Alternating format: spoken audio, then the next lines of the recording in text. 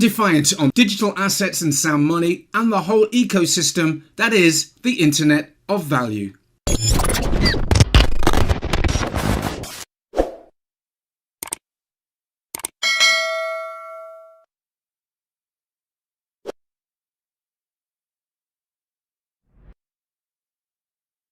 Centralization versus decentralization.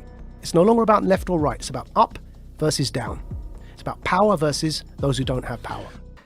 Check out this article in Telegraph today, in which the Bank of England is openly talking about how they want to make digital currency programmable so that they can decide what you can and cannot buy. These people are openly talking about this. They don't care if you see it anymore. Some somewhat chilling news, I will say. Bank of England apparently tells its ministers to intervene on digital currency programming. Now, let's dive into what they mean by that. They're saying that digital cash, if they were to go ahead and release a central bank digital currency, it could be programmed to ensure that it is only spent on essentials or goods which an employer or government deem to be sensible. So this opens up a whole can of worms. We talk about programmability of digital money as this really exciting thing when it's in the hands of the individual. And now we're starting to realize that as long as governments want to get involved with this too, this could be a very chilling tool in the hands of government, where they could further curtail the choices of individuals in terms of what people are allowed to spend their money on. Apparently here, only sensible things as deemed by the UK government.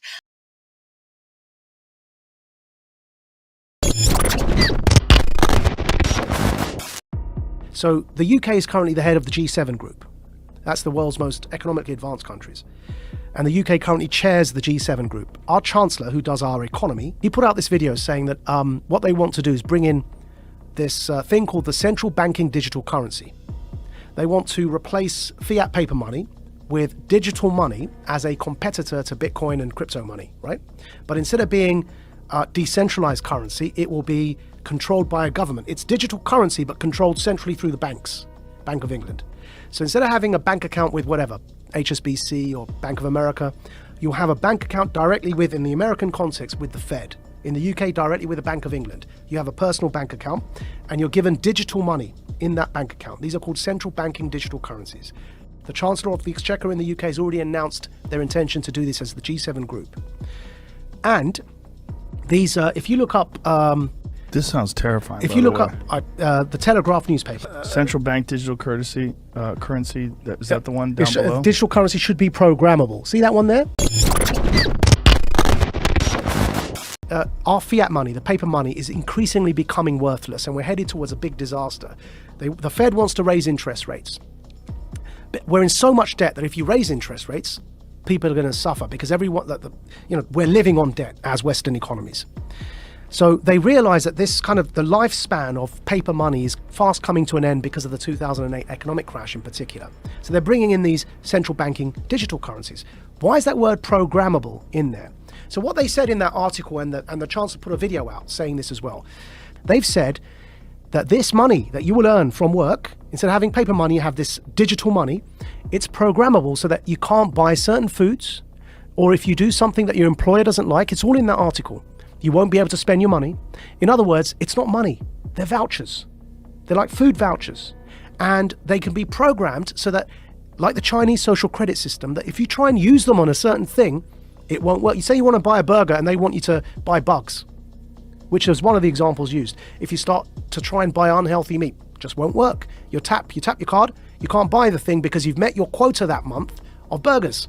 You have to buy something like a vegan meal. So it won't just be money in the sense of the way we have dollars or pounds today. Yeah. It'll be something that's controlled in terms of your ability to distribute it. Which is why I'm calling it a voucher. It's a coupon.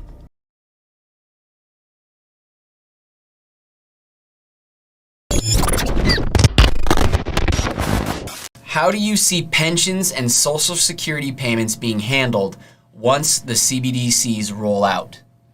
Well, one of the reasons that they've stated that they're doing the CBDCs is because then they can eliminate checks and make it so much easier. So everybody will have an account directly with the Fed, and they will most likely push a button and that money will just be in your account.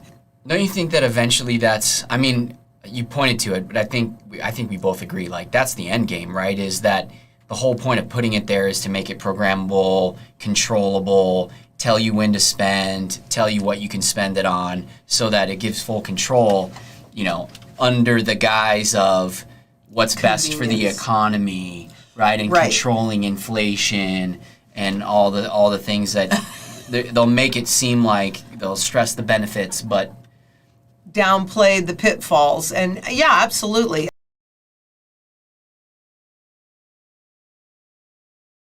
I mean, look, in their own words, the advantage for the government to have CBDCs is that they can do lifetime taxes because they'll see every single penny you make. They will see every single penny you spend, and they can just pull those taxes right out. And here is the article. Bank of England tells ministers to intervene on digital currency programming. Yeah. And here's a quote from the article. Digital cash could be programmed to ensure it is only spent on essentials or goods which an employer or government deems to be sensible. Holy shit. I'm going to take it one step further for you, Joe, right? So the Checkpoint Charlie exists everywhere. They bring in digital banking, central banking digital currencies. You've got a scenario now that you're checking in and out everywhere you go using vouchers that are programmed and you can only spend where you're told you can spend them. There's another word for that, man. That's called the Chinese social credit system. So what they are telling us, and when I say they, who's they? People in power. That's the head of our economy, the Chancellor of the Exchequer, second most powerful person other than the Prime Minister and maybe the Foreign Secretary in the UK, right? He's telling us, I just played it there for you. He's telling us that's what he, as the UK, the head of the G7, want to bring in for the G7. And if I'm speaking to you the way I'm speaking now, and my employer or government, you heard that in the quote directly, yeah, deems me as saying or doing something inappropriate, suddenly I can't actually pay to come here and speak to you anymore.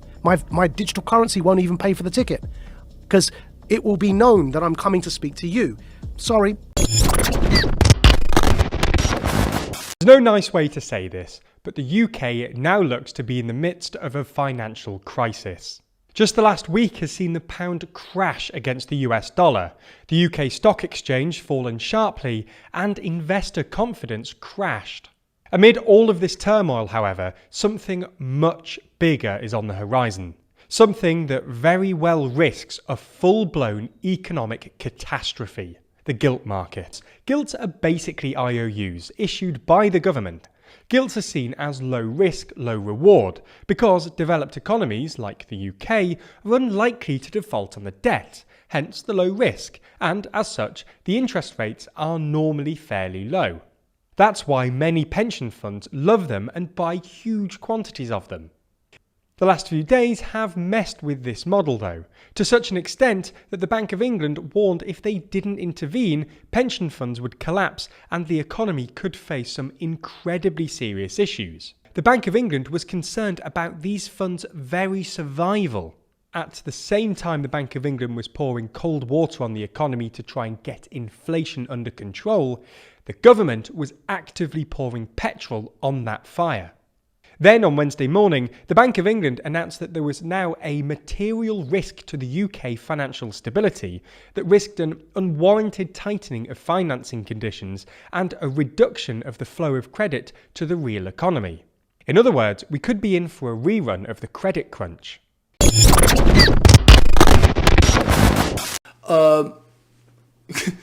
Quantitative easing is now back.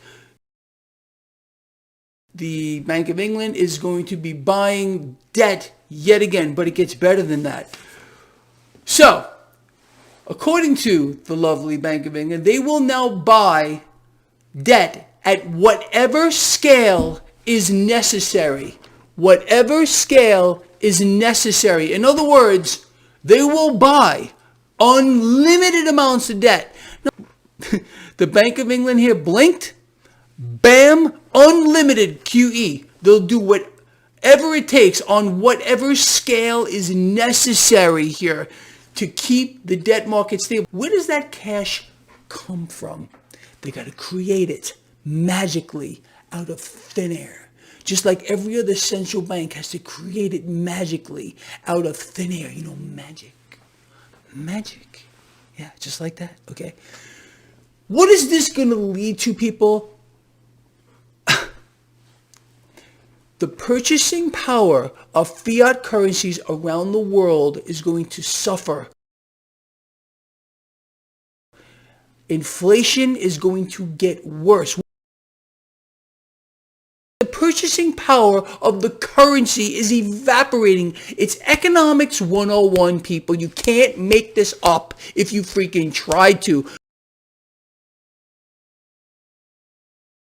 But the lie will continue. The distractions, the deception, the misinformation. They're going to keep telling you that central banks are serious.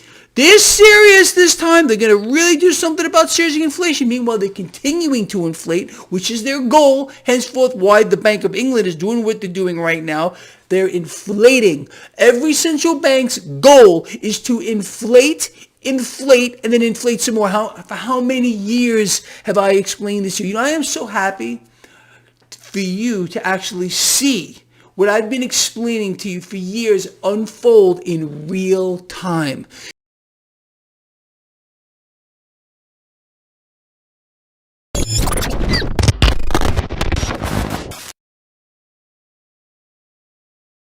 First of all, let's get started with the big boy, the Bank of England. If you go over to the Bank of England's website and type in Ripple, you get 150 something results and 146 documents that you can read. In one of those documents, we realise that Bank of England have been testing Ripple since 2017.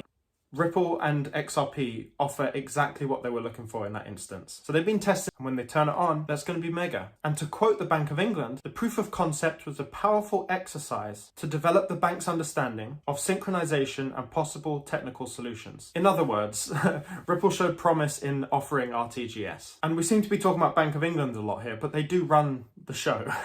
The next thing we know is that the Bank of England selected Ripple to participate in their FinTech accelerator. And the goal of this test was to show everyone the movement of two different currencies across two different RTGS systems. And obviously they're focusing on speed and efficiency and cross-border payments. And this is essentially showing how the new system, Ripple, can integrate with the old system and create that kind of seamless takeover. And now we're moving into the digital pound. This is the UK CBDC. And we know that over time, Ripple board members and high-up people in Ripple have been moving all around the world to be involved with different governments. I wonder why they're doing that. What's the reason for that? Well, it's because these people who have worked at Ripple understand the technology to such a degree that they can explain it to help change countries' way of operating, right? We have Ripple employees or ex-employees going to countries to advise the countries on how to operate moving forward.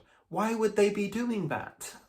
Why would they be doing that if Ripple wasn't about to take over the world? They're getting everyone ready. They're dispersing themselves, their team, all around the world to make sure that everyone's ready to go when the flip needs to be switched. When the switch needs to be flipped, can somebody tell me what it is? So Ripple's head of policy has actually moved to be a chair on the British Pound Foundation. We have a Ripple employee advising on the digital pound, and her name is Susan Friedman. And then we come into April 2022, where the Economic Secretary of the Treasury comes out and talks about the steps the UK is taking to take a position as a global hub for crypto asset technology. And that was supplemented by a document that the government released, reaffirming that statement. But two takeaways from that speech that he made. He said the implementation of a regulatory sandbox in the cryptocurrency space would be starting around the beginning of 2023. Chris Larsen, who's a Ripple co-founder, he went to London to speak to Sadiq Khan to see how they might be able to create one day a Silicon London, obviously trying to be the head of technology around the world, essentially alluding to the fact that London is ready to take over. And so this explains all the stuff with the Bank of England being so far ahead in the previous examples that I gave. Also interestingly, on August the 1st, 2022, Chris Larsen resigned as a director of Ripple in the UK. So like I said, when these Ripple executives, they start moving away from Ripple, they're usually going somewhere to help the process along on the other side. At the time of making this video, two cryptocurrencies that are not only compliant with the ISO 20022, but are also members of the standard body are XRP and Stellar. Ripple XRP is the first of the two to be added to this body. opening up standardization for distributed ledger technology. Stellar is a part of this body through IBM, which uses Stellar to underlie its stablecoin issuing operation. Of course, there are other less known compliant cryptocurrencies like Algorand, IOTA, Quants, and XDC Network. Once ISO 20022 becomes widely accepted globally by financial institutions, these compliant cryptos might make it to the banks, and this might be a big win for the coins and reward for the early investors.